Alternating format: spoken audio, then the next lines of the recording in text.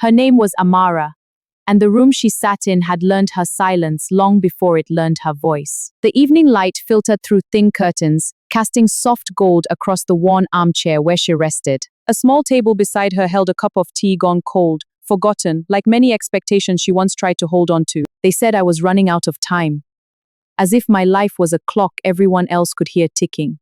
Don't you want a home? Children?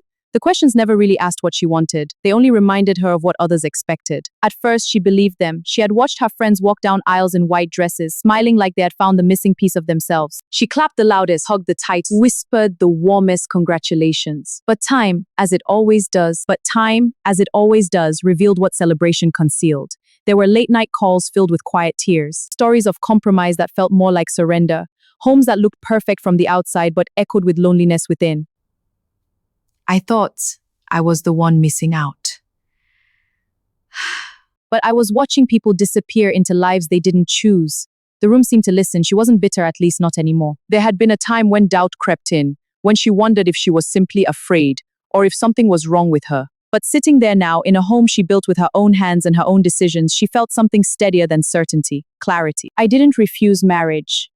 I refused to rush into something that would cost me myself. Her gaze drifted to the window, where the world outside moved as it always had, people hurrying, chasing timeline, fulfilling expectations that weren't always their own.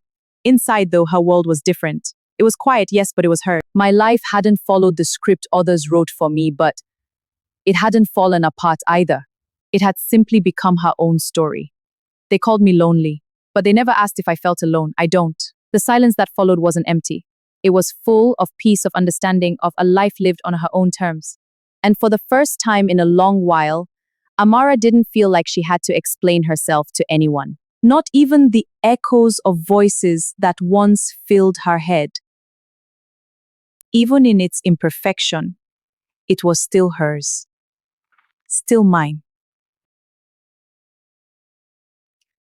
It's gone cold. Still not bad. Because even in its imperfection, it was still hers.